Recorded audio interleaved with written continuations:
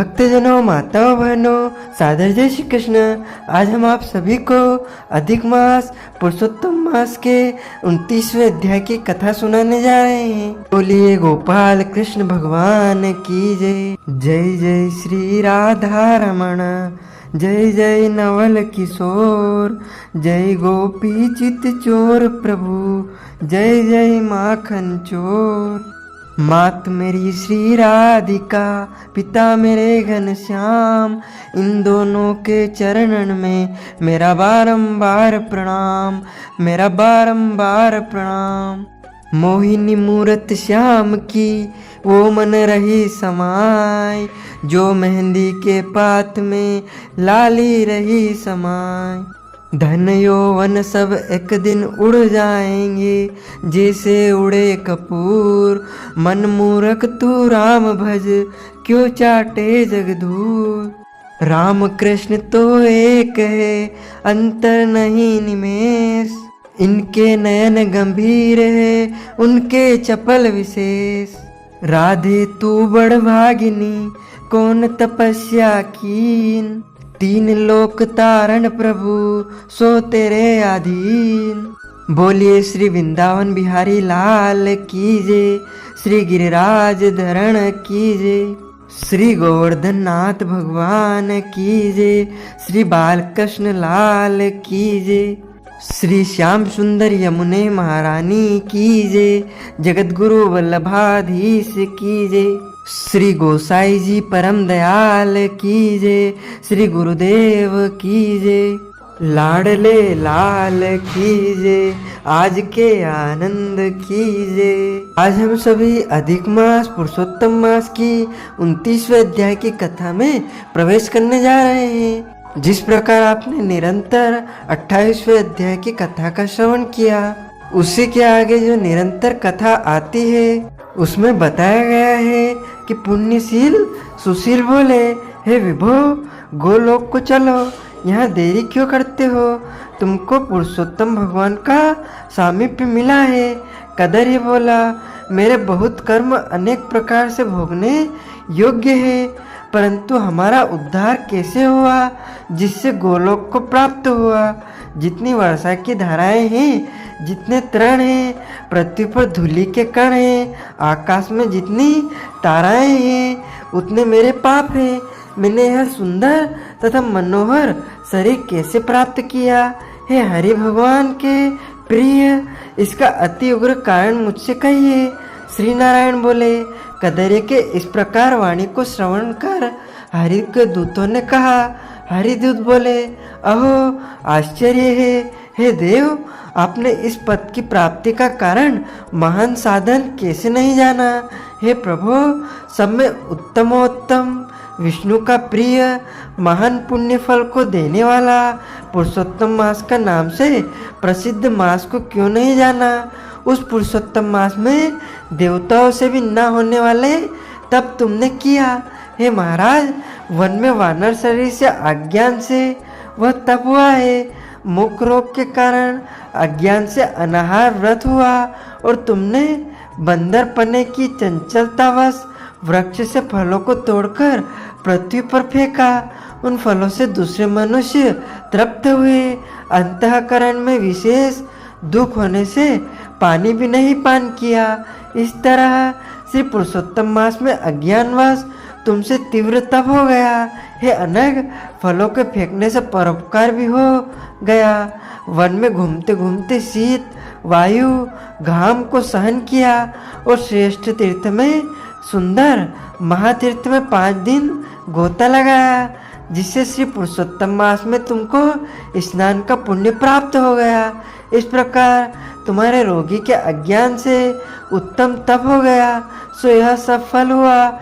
और तुमने इस समय अनुभव किया, जब बिना समझे पुरुषोत्तम मास के सेवन हो जाने से तुमको वह फल मिला है, तो मनुष्य इस पुरुषोत्तम मास के उत्तम महात्मा को जानकर श्रद्धा से विधि पूर्वक कर्म करे तो उसको क्या कहना?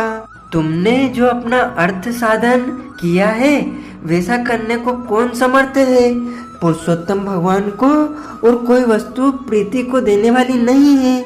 इस भारत खंड में अति दुर्लभ मनुष्य योनि में जन्म लेकर जो पुरुषोत्तम भगवान की सेवा करते हैं, जिस पुरुषोत्तम मास में एक भी उपवास करने से मनुष्य पाप पुंज से छूट जाता है, वह तुमने महीनों में उपवास किया, इस उग्र तपस्या का फल कहाँ जाएगा। इस मास के समापन में प्राणी धन्य और कृतकृत्य है, वे सदा भगवान पुण्य कर्म के करने वाले पवित्र है और उनका जन्म सफल है। जिनका सबसे उत्तम पुरुषोत्तम मास स्नान दान जब से व्यतीत हुआ है।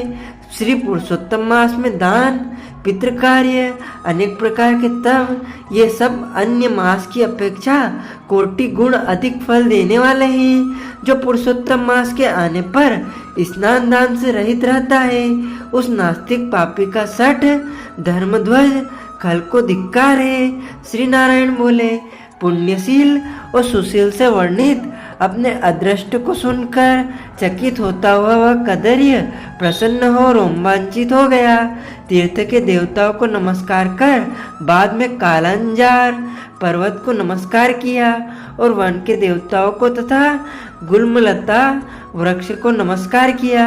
बाद में विनय से युक्त हो विमान की प्रदक्षिणा कर मेघ के समान श्याम वर्ण सुंदर पीताम्बर को धारण कर वह कदर्य विमान पर सवार हो गया।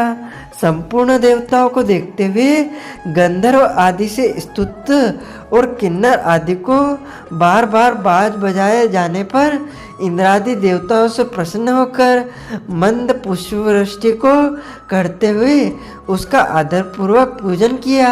फिर आनंद से युक्त योगियों को दुर्लभ गोप गोपी गोओं से सेवित रास मंडल से शोभित गोलोक को गया। जरा मृत्यु रहित जिस गोलोक में जाकर प्राणी शोक का भागी नहीं होता है, उस गोलोक में यह चित्र शर्मा पुरुषोत्तम मास के सेवन से गया। व्याज से पुरुषोत्तम मास के सेवन से वानर शरीर छोड़कर दो भुजाधारी मुरली हाथ में लिए पुरुषोत्तम भगवान को देखकर बहुत प्रसन्न हुआ। श्री नारायण बोले, इस आश्चर्य को देखकर समस्त देवता चकित हो गए और श्री पुरुषोत्तम की प्रशंसा करते अपने अपने स्थान को गए। नारद मुनि बोले, हे तपोधन, आपने दिन के प्रथम भाग का कृत्य कहा, पुरुषोत्तम मास के दिन के पिछले भाग में होने वाले कृत्य को कैसे करना चाहिए। बोलने वालों में श्रेष्ठ गृहस्थ के उपकार के लिए मुझसे कहिए, क्योंकि आपके समान महात्मा सदा सबके उपकार के लिए विचरण करते रहते हैं।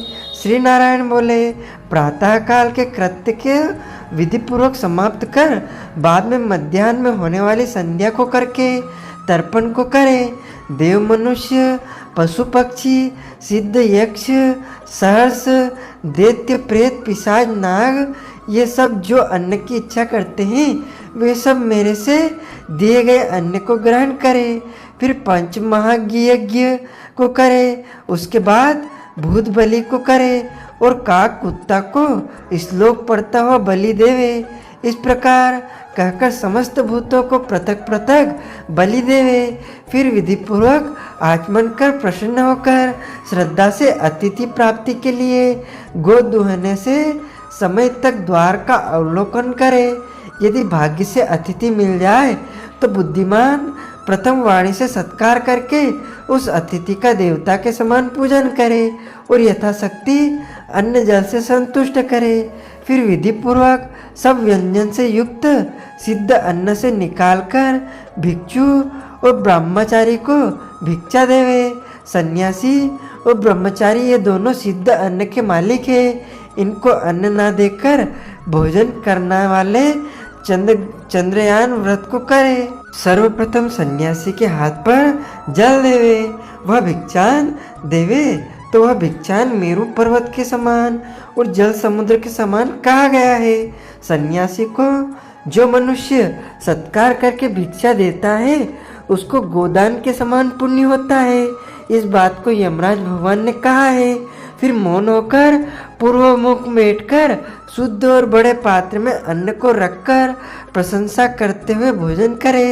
अपने आसन पर अपने बर्तन में एक वस्त्र से भोजन नहीं करे, स्वयं आसन पर बैठकर स्वस्थचित प्रसन्न मन होकर जो मनुष्य अकेला ही अपने कांसे के पात्र में भोजन करता है तो उसके आयु, प्रज्ञा, यश और बल से 4 बढ़ते हैं। में सत्वम त्वर्तने परिच्छिन्न में रात्रि में ऋतम च वर्तने सत्येन परिपंजिमी।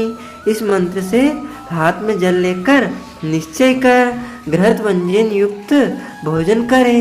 भोजन में से कुछ अन्न लेकर इस प्रकार कहे, भूपतवे नमः प्रथम कहकर भुवन पते नमः कहे, भूतानाम पते नमः कहकर धर्मराज की बलि दे।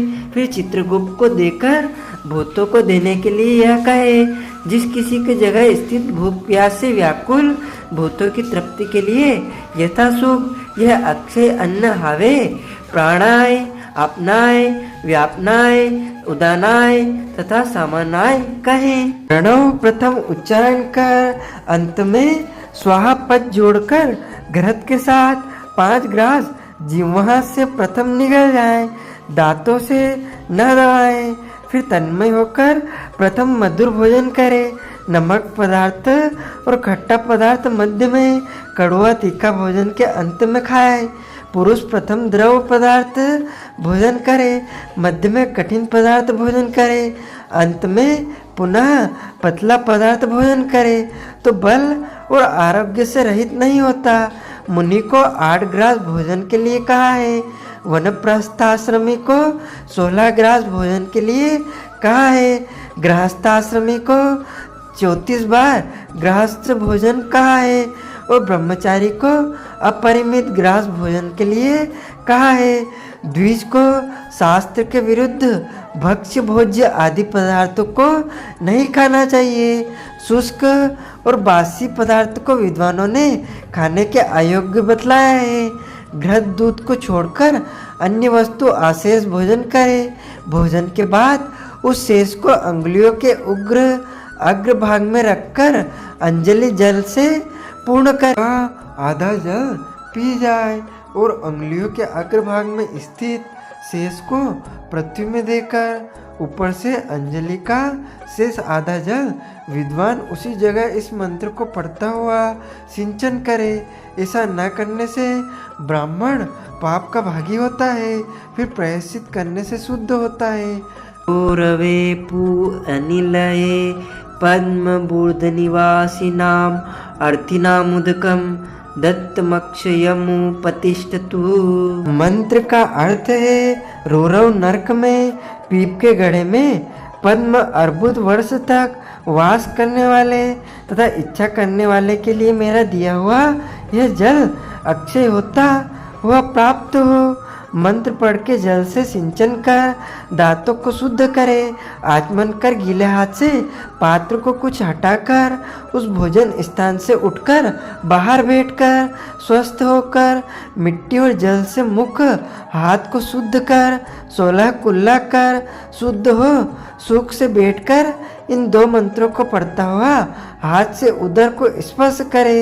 अगस्त्यम कुंभकर्णम च शनिम च वडवानलम अहर पारिपाकार्थम स्मरद्भिम च पंचमम तापि मारितो येन वातापो च निपातितः समुद्रः शोषितो येन स मेघस्य प्रसिद्धतु। अर्थात अगस्त्य, कुंभकर्ण, शनि, वडवानल और पंचम भीम के आहार के परिपाक के लिए स्मरण करे, जिसने आतापी को मारा और वातापी को भी मार डाला, समुद्र का शोषण किया।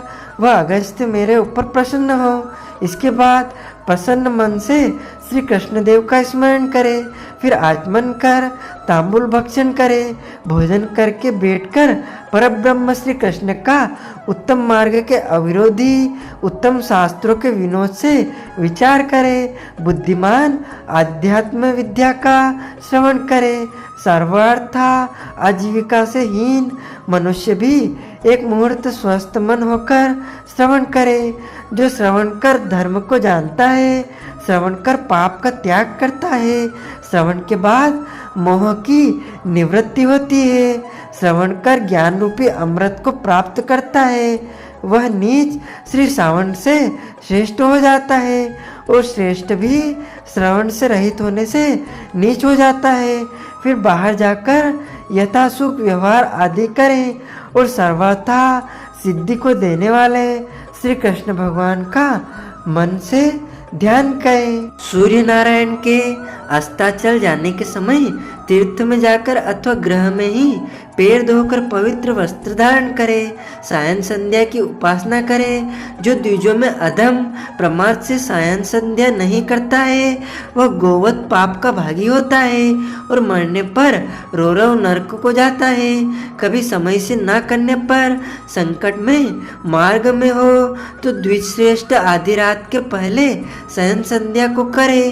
जो ब्राह्मण श्रद्धा के साथ प्रातः मध्याह्न और सायं संध्या की उपासना करता है उसका तेज ग्रह छोड़ने से अग्नि के समान अत्यंत बढ़ता है। सायंकाल में सूर्य नारायण के आधा अस्त होने पर प्राणायाम कर आपोहिष्ठा इस मंत्र से मर्जन करे और सायंकाल अग्निश्चामा इस मंत्र से आचमन करे और प्रातःकाल सूर्यश्चमा इस मंत्र से आचमन करे। पश्चिम मुख बैठकर मौन तथा समाहित मन होकर प्रणय और व्यवहार हित मंत्र सहित गायत्री मंत्र का रुद्राक्ष माला लेकर तारा के उदय होने तक जाप करे। वरुण संबंधित ऋचाओं से सूर्य नारायण का उपस्थान कर प्रदक्षिणा करता हुआ दिशाओं को तथा पृथक पृथक दिशाओं के स्वामी को नमस्कार करे। सायं संध्या की उपासना कर अग्नि में आहुति देकर भृत्य वर्गों के साथ अल्प भोजन करे। बाद में कुछ समय तक बैठ जाए। सायंकाल और प्रातःकाल भोजन की इच्छा नहीं होने पर भी वैश्य देव और बलि कर्म सदा करना चाहिए। यदि नहीं करता है तो पातकी होता है। शाम को भोजन कर बैठने के बाद गृहस्थाश्रमी हाथ पैर धोकर तकिया सहित कोमल शैया पर जाए। अपने ग्रह में पूर्व की ओर सिर करके शयन करे। ससुर के ग्रह में दक्षिण की ओर सिर करके शयन करे। परदेश में पश्चिम की ओर सिर करके शयन करे, परंतु उत्तर की ओर सिर करके कभी शयन नहीं करे। रात्रि सूक्त का जप करे और सुखसाई देवताओं का स्मरण कर अविनाशी विष्णु भगवान को नमस्कार कर स्वस्थाचित हो रात्रि में शयन करे। अगस्त्य, माधव, महाबली, मुचुकुंद, कपिल, अस्तकी मुनि में ये 5 सुखसासी कहे गए हैं। मांगलिक जल में पूर्ण घट को सिर के पास रखकर वैदिक और गरुड़ मंत्रों से रक्षा करके शयन करे। सातुकाल में स्त्री के पास जाए और सदा अपनी स्त्री से प्रेम करे। व्रती रात्रि की कामना से पर्व को छोड़कर अपनी स्त्री के पास जाए। प्रदोष और प्रदोष के पिछले प्रहर में वेदाभ्यास करके समय व्यतीत करे। फिर दोपहर शयन करने वाला ब्रह्मतुल्य होने के योग्य होता है। यह सब प्रतिदिन के समस्त कृत्य समुदाय को कहा है। गृहस्थाश्रमी भली भांति इसको करे और यही गृहस्थाश्रम का लक्षण है। अहिंसा, सत्य वचन, समस्त प्राणी पर दया, शांति, यथाशक्ति दान करना गृहस्थाश्रम का धर्म कहा है। पर स्त्री से भोग नहीं करना, अपनी धर्मपत्नी की रक्षा करना, बिना दी हुई वस्तु को नहीं लेना, शहद मांस को नहीं खाना, यह 5 प्रकार का धर्म बहुत शाखा वाला सुख देने वाला है। शरीर से होने वाले धर्म को उत्तम प्राणियों को करना चाहिए। श्री नारायण बोले, संपूर्ण वेदों से कहा हुआ यह उत्तम चरित्र गृहस्थाश्रम का लक्षण है। हे मुने, इसको लोक के हित के लिए संक्षेप में लक्षण के साथ आपसे मैंने अच्छी तरह कहा। इति श्री ब्रह्मनारदी पुराणे पुरुषोत्तम मास महात्म्ये एकोनम 30 अध्याय समाप्त। यानी कि 29वां अध्याय यहाँ पर समाप्त होता है। बोलिए श्री कृष्ण चंद्र भगवान की जय। अच्युतं केशवं रामनारायणं श्रीकृष्ण दामोदरं वासुदेवं भजे श्रीधरं माधवं गोपिकावल्लभं श्रीजानकी नायकं श्रीरामचन्द्रं भजे श्रीधरं माधवं गोपिका वल्लभं श्रीजानकी नायकं श्रीरामचन्द्रं भजे जानकी मनोहरं सर्वलोकनायकं श्रीशङ्करादिसेवितं पुण्यनाम कीर्तनं श्रीराम राम राम राम नामदायकं रामकृष्ण वासुदेव भक्ति मुक्तिदायकं रामकृष्ण वासुदेव भक्ति मुक्तिदायकं रामकृष्ण वासुदेव भक्ति मुक्तिदायकं रामकृष्ण वासुदेव भक्ति मुक्तिदायकम।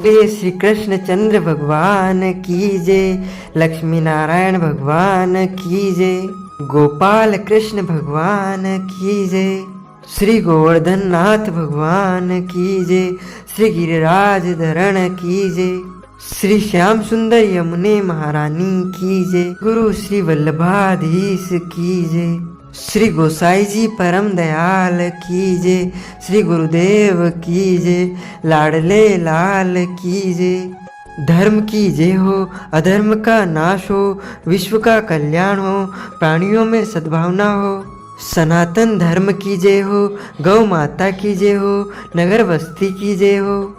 बोलिए नमः पार्वती पते हर हर महादेव हर।